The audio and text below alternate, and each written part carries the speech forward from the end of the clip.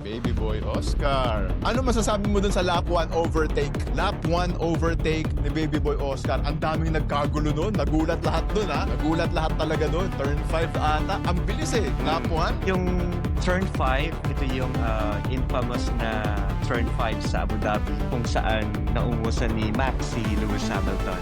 Ano? Oh. Pero ang galing kasi, Piastri was on hard tires. Tapos, I think he took the outside para maungusan niya si Lando Norris. It was a very fast corner. Sobrang bilis Sa ng labas corner pa na eh. yun. Nasa labas siya. Talagang sweeping, left-hander. Ang bilis ni Oscar. I was so impressed nung nakita ko yun. Sabi ko, wow, paano nagawa ni Oscar yun? Sa labas eh. Di ba usually ang overtake mas madali. Pag sa loob ka, syempre, inside line. Pero kay Yes. Oscar, turn 5. Tapos hard tire pa gamit mo. So kasi sa hard tires, kailangan mo munang painitin yan para mas maging effective siya. Kaka-start pa lang, lap 1, tapos nakagawa siya ng ganung klaseng overtake, di ba? Kita ko yung mga video sa mga watch party. Nagkagulo silang lahat nung na-overtake ni Oscar si Lando eh. Dami nag-cheer din kay Oscar eh. Ito may pag-asa si Mac na maging champion. Kasi ang nasa likod ni Lando after that was, I think, Charles Leclerc. I think there were like 4 laps kung saan nasa DRS si Charles kay Lando. Ang galing din ni Leclerc nung karerang yun. He really tried to make it difficult for the championship contenders. Pero pag-usapan natin yung yung strategy kung bakit pagkiwalay na tires yung ginamit ng dalawang papaya. Oo nga.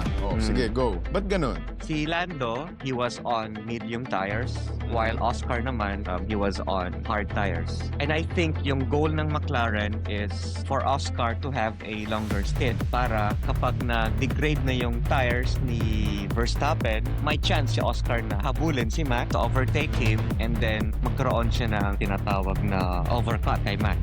That's why yung first lap na overtake na yon was very crucial for Piastri to win the race. Kasi hindi lang si Lando yung kailangan niyang ma-overtaken, pati na rin si Max for him to have that overcut kay Max kapag nag-pit na sila. Kasi mas extended yung magiging laps ni Oscar, di ba? Kapag nasa hard tires ka. So kung mag-pit si Max, yan, you'll have the chance na i-extend mo pa yung gap para pa nag-pit ka, you will have that overcut. You're more ahead. Mhm. Yes. O sa mga hindi nakakaalam kung hard tires kasi known yan, hindi super bilis, pero mas tumatagal ka sa loob ng racetrack. Durable ba? Mas durable. So you can stay on the track longer, pero hindi siya kasing bilis ng medium or soft tires.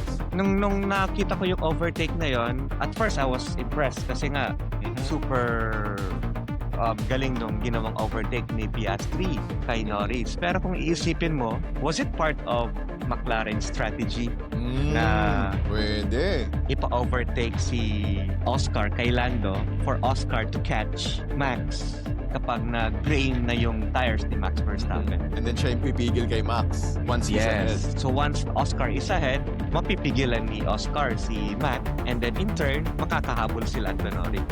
And if Oscar finishes ahead of Max, then Lando can afford to not be P3. Correct. He has more room for error. Oo, mas malaki yung flexibility ni Lando Norris. Yes.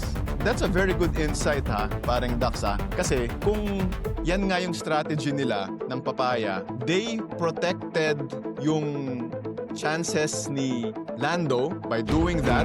And at the same time, they gave Oscar a chance to finish as high as possible. So kahit papaano, parang with that strategy, if that was the strategy, parang pareho nilang pinagbigyan si Lando and si Oscar na ma-meet yung mga goals nila. So Oscar can finish the race and win it, while Lando can have more flexibility na masusungkit niya pa rin yung championship. That's very good. Kung yan yung talagang strategy ng papaya, that was a very sound strategy. So good point yan, parang Dax ha. It's actually the first time I heard that insight. Kaya nga nung nag-pit ka agad si Charles Leclerc, he had a chance to undercut Lando Norris.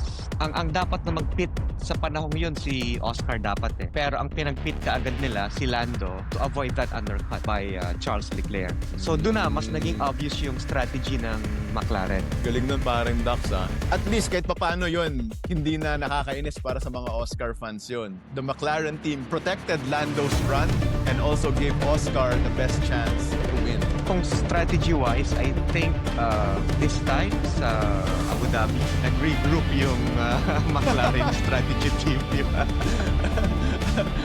After all the blunders, this time they got it right.